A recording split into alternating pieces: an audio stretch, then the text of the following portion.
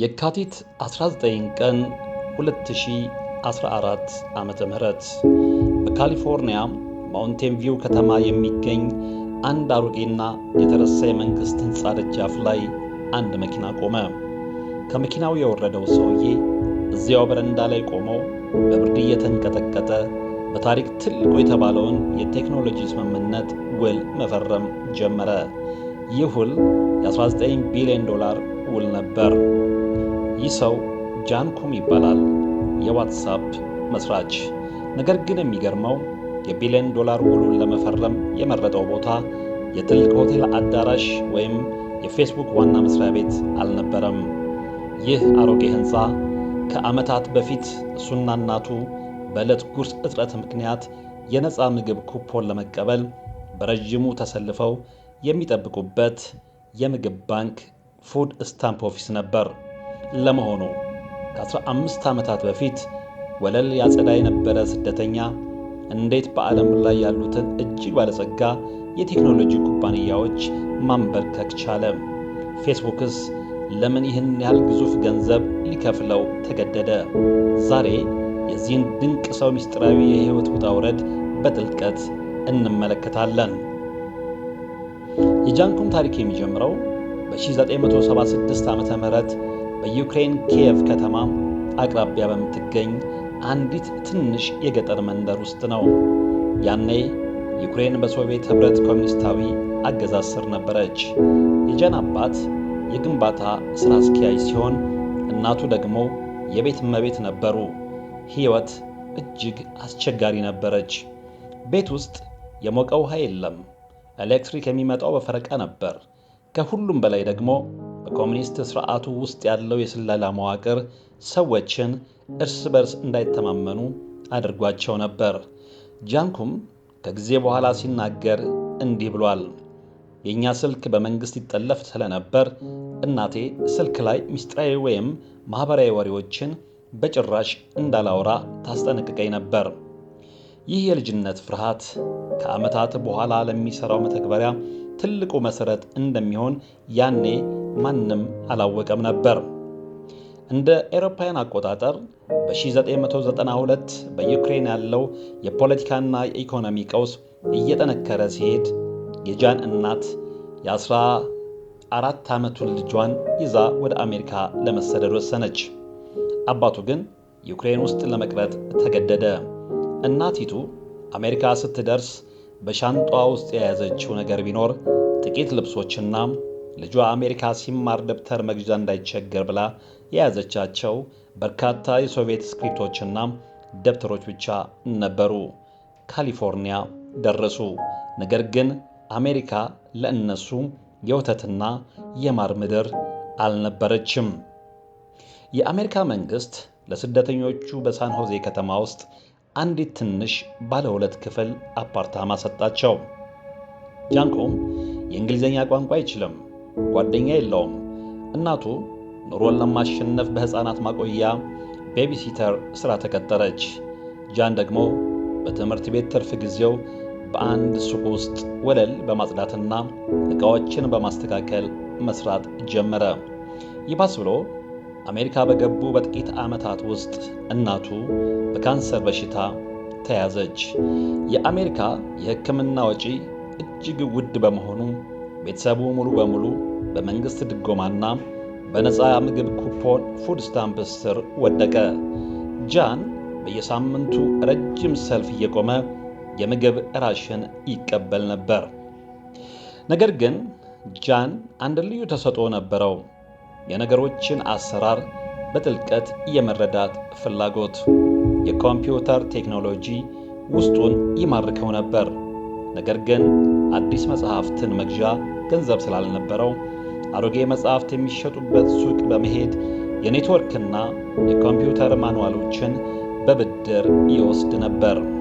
ካነበባቸውና በራሱ ከተማራቸው በኋላ መጽሐፎቹን መልሶ ለሱቁ ያስረክባል። አንድም ሳንቲም ሳይከፍል በራሱ ጥረት በዓለም ላይ ካሉ እጅግ አስቸጋሪ የኮምፒውተር መሐንዲሶች አንዱ ለመሆን በቃ። በ1997 ጃን ኩም በብቃቱ ምክንያት በታዋቂው ያሆ ኩባንያ ውስጥ በኢንፎርሜሽን ሴኩሪቲ መሐንዲስነት ተቀጠረ። እዚያም ሕይወቱን ሙሉ የሚቀይረውን ጓደኛውን ብራያን አክተን አገኘው። ሁለቱ ሰዎች በጣም ተቀራረቡ። ጃን በያሁ ውስጥ ለ9 ዓመታት የሠራ ሲሆን በዚህ ጊዜ ውስጥ እናቱንና አባቱን በሞት አጣ። ብራያን አክተን በዚህ ከባድ ወቅት ከጎኑ በመሆን እውነተኛ ወንድም ሆነው። እንደ አውሮፓውያን አቆጣጠር በ2007 ሁለቱም ከያሁ ስራቸውን ለቀቁ። ለጥቂት ጊዜ ዓለምን ለመዞር ተጓዙ። ሲመለሱ አዲስ በማደግ ላይ ባለው ማህበራዊ ሚዲያ ውስጥ ለመቀጠር አመለከቱ። ታሪክ አስገራሚ ቀልድ አለው። ጃን ኩም እና ብራያን አክተን በወቅቱ ገና እያደገ ወደ ነበረው ፌስቡክ ኩባንያ ሄደው ለመቀጠር ቃለ መጠይቅ አደረጉ። ነገር ግን የፌስቡክ የቅጥር ኃላፊዎች ለእኛ ኩባንያ አትመጡንም በማለት ሁለቱንም አባረሯቸው። ብራያን አክተን በወቅቱ በትዊተር ገጹ ላይ እንዲህ ሲል ጽፎ ነበር። ፌስቡክ ውድቅ አድርጎኛል። ከድንቅ ሰዎች ጋር ለመስራት ጥሩ ዕድል ነበር። ለማንኛውም ወደ ቀጣዩ የህይወት ምዕራፍ እሻገራለሁ። ይህ ውድቅ መደረግ ግን በታሪክ ትልቁን የቴክኖሎጂ አብዮት ለመፍጠር ምክንያት ይሆናል ብሎ ያሰበ አንድም ሰው አልነበረም። እንደ አውሮፓውያን አቆጣጠር በ2009 መጀመሪያ ላይ ጃን ኩም የመጀመሪያውን የአፕል አይፎን ገዛ። የአፕልን አፕ ስቶር ሲመለከት ወደፊት ትልቅ የነፃ መተግበሪያዎች ገበያ እንደሚፈጠር ወዲያውኑ ተረዳ። በተለይ በወቅቱ ሰዎች በስልካቸው ላይ ያሉ ጓደኞቻቸው አሁን ምን እያደረጉ እንደሆነ የሚያሳውቅ ስርዓት ፈለገ። ለምሳሌ ባትሪ ሊዘጋ ነው፣ ስራ ላይ ነኝ ወይም ጂም ነኝ የሚል መረጃ የሚሰጥ። ለመተግበሪያው የሰጠው ስም ዋትስአፕ የሚል ነበር። ይህ ስም በእንግሊዝኛ ዋትስአፕ ምን አዲስ ነገር አለ ከሚለው የሰላምታ ቃል ጋር ይመሳሰላል። ነገር ግን መጀመሪያ ላይ ዋትስአፕ ድል አልቀናውም ነበር። መተግበሪያው በተደጋጋሚ ይዘጋ ነበር፣ ተጠቃሚዎች አልነበሩትም። የጃን ባትሪ በራሱ ኮድ ምክንያት ወዲያው ያልቅ ነበር። ጃን ኩም በጣም ተስፋ ቆረጠ። አንድ ቀን ወደ ጓደኛው ብራያን አክተን ዘንድ ሄዶ ይህ ነገር አይሰራም፣ ተስፋ ቆርጫለሁ፣ የተሻለኝ ሌላ ተራ ስራ መፈለግ ነው አለው። ብራያን ግን ትከሻውን መጥቶ እንዲህ አለው፣ አሁን ብታቆም ሞኝ ነህ። ለተጨማሪ ጥቂት ወራት ብቻ ታገስ፣ ይሳካልናል። ይህች ምክር ታሪክን ለወጠች። ብዙም ሳይቆይ አፕል ፑሽ ኖቲፊኬሽንስ የተባለውን አዲስ አገልግሎት አስተዋወቀ። ጃን ዋትስአፕን በፍጥነት አሻሽሎ ሰዎች አንዳቸው ለሌላው መልእክት ሲላላኩ ወዲያውኑ ስልካቸው ላይ ድምፅ እንዲያሰማ አደረገው። በወቅቱ የነበረው ዓለም አቀፍ የኤስኤምኤስ መልእክት እጅግ ውድ ስለነበር ሰዎች ዋትስአፕን እንደ ነፃ የጽሑፍ መልእክት መለዋወጫ መጠቀም ጀመሩ። ተጠቃሚው በአንድ ጀንበር ከሺዎች ወደ ሚሊዮኖች አደገ። የዋትስአፕ ስኬት ሚስጥር የጃን ኩም የልጅነት ሕይወት ነበረ። በኮሙኒስት ዩክሬን ስላደገ የሰዎችን የግል ሚስጥርና ደህንነት ፕራይቬሲ በከፍተኛ ደረጃ ያከብር ነበር። ስለዚህም ዋትስአፕ የሰዎችን መረጃ በጭራሽ አይሸጥም፣ ማስታወቂያም አያሳይም ነበር። ይህ መርሆ በዓለም ዙሪያ ያሉ በቢሊዮን የሚቆጠሩ ሰዎችን ልብ ማረከ። ኩባንያው ምንም አይነት የማስታወቂያ ሳንቲም ሳያወጣ በዓለም ላይ በፈጣንነቱ ተወዳዳሪ የሌለው መተግበሪያ ሆነ። እንደ አውሮፓውያን አቆጣጠር በ2014 ተጠቃሚው ከ450 ሚሊዮን በላይ ሲደርስ ከዓመታት በፊት አትመጥንም ብሎ ያባረረው የፌስቡክ መስራች ማርክ ዙከርበርግ ወደ ጃን ኩም ቢሮ መጣ።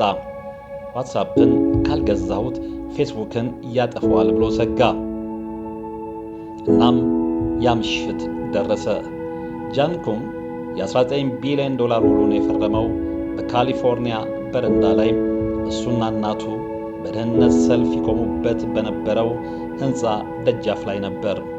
ይህ ውሳኔው ለራሱ ለሞተችው እናቱና ያሳለፈው መራራ ታሪክ የሰጠው ትልቅ ክብር ነበር። ዛሬ ዋትስአፕ ከ3 ቢሊዮን በላይ ተጠቃሚዎች አሉት። የጃንኩም ታሪክ ግን አንድ ትልቅ እውነት ያስተምረናል።